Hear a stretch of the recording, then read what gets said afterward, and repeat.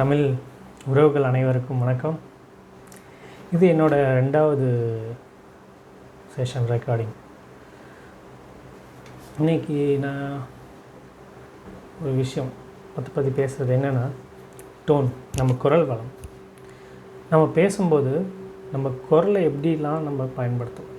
நம்ம குரல் அதிகமாகும், டோன் அதிகமாகும், டோன் கம்மியாக, மீடியமாக, ஒவ்வொரு இடத்துலையும் எப்படி பேசினா அது அடுத்தவங்களை பாதிப்பு, அடுத்தவங்களுக்கு நம்ம பேசுகிறத புரிய வைக்க முடியும். நம்ம நினைக்கிறத, நம்மளோட எண்ணங்களை அடுத்தவங்கள்ட்ட எப்படி கொண்டு சேர்க்கறது, அதுக்கு இந்த குரல் வளம் எவ்வளோ முக்கியமான ஒரு காரணியாக இருக்குது. இதை எடுத்துங்க. ஒரு பையனுக்கு ஒரு அப்பா ஒரு அறிவுரை சொல்கிறார். எப்படி சொல்லுவாங்க? ரொம்ப அமைதியாக, பொறுமையாக, நிறுத்தி, நிதானமாக, ஒரு கம்மியான டோனில் சொல்லணும். அப்படி சொன்னால் தான் அந்த பையனுக்கு அந்த அறிவுரை போய் சேருது, அவங்களுக்கு ரீச் ஆகும். இதே ஒரு ஸ்டேஜில் ஒரு அரசியல்வாதி பேசுகிறாங்க. அவங்க பேசுகிறது எப்படி இருக்கும்? Tone, high tone. ஆனால் பேசுகிறது பொறுமையாக, நிறுத்தி, நிதானமாக, ஒவ்வொரு வார்த்தையும் மக்கள்கிட்ட போய் சேர அளவுக்கு பொறுமையாக பேசுவாங்க. ஆனால் ரொம்ப சத்தமாக ஹை டோனில் பேசுவாங்க. இந்த ஹை டோன் எதுக்கு? எல்லாருக்கும் கேட்கறதுக்காகவா? இல்லை, கேட்கறதுக்காக தான் நிறைய ஸ்பீக்கர், ஆடியோ சிஸ்டம்ஸ் எல்லாம் வச்சுருப்பாங்க. ஆனால் அது கேட்கறதுக்காக இல்லை, அவங்களுக்கு ரீச் ஆகிறதுக்கு. அவங்க சொல்கிறத மக்கள் யோசிக்கணும், சிந்திக்கணும்.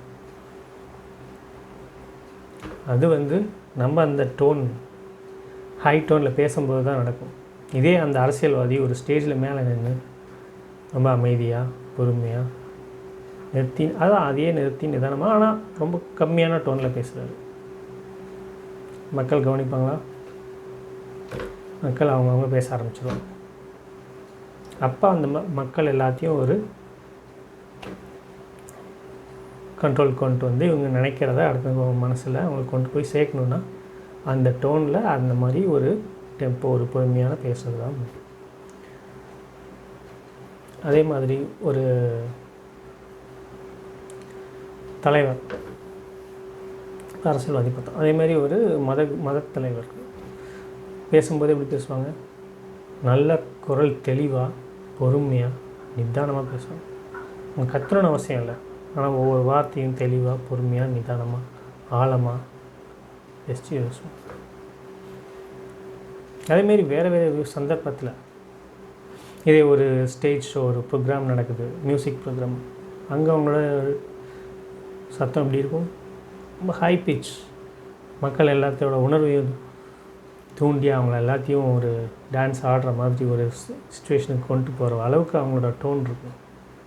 இப்போ அந்த டோன் எவ்வளோ முக்கியங்கிறத நம்ம எல்லாமே யோசித்து, நிறைய இடத்துல அனுபவப்பட்டு, நம்ம போகும்போது ஒவ்வொரு இடத்துலையும் ஒருத்தவங்களோட பேசும்போதும், பொதுவாக ஒரு பப்ளிக்கில் போய் பேசும்போது, இனிமேல் நம்ம பார்ப்போம். நான் இப்போ அப்படி தான் ப்ராக்டிஸ் பண்ணிகிட்ருக்கேன், நீங்களும் பண்ணுங்கள். ஒவ்வொரு இடத்துலையும் எதை மாதிரி டோன் ஒவ்வொரு இடத்துலையும் யூஸ் பண்ணணும். நம்மளே அறியாமல் நம்ம வேறு வித டோனை யூஸ் பண்ணுவோம். இனிமேல் அதை தெரிஞ்சு புரிஞ்சு அதை மாதிரி யூஸ் பண்ணுவோம். எல்லாரோட டோனையும் வாட்ச் பண்ணுங்கள், அதை ப்ராக்டிஸ் பண்ணுங்கள். ஸோ உங்களோட தாட்ஸ், உங்களோட எமோஷன்ஸ் எல்லாத்தையும் அடுத்தவங்கள்ட்ட கரெக்டாக கொண்டு போய் சேர்க்கலாம். இல்லாட்டி அந்த தாட், எமோஷன்ஸ் அடுத்தவங்கள்ட்ட கரெக்டாக போய் சேராது. நம்ம நினைக்கிறது ஒரு விஷயமா இருக்கும், அடுத்தவங்களுக்கு போய் சேர்றது வேறு மாதிரி போகும். அதுக்கு இந்த டோன் கண்டிப்பாக ஒரு முக்கிய காரணமாக இருக்குது. இனிமேல் அதை யோசிச்சுப்போம். தேங்க்யூ.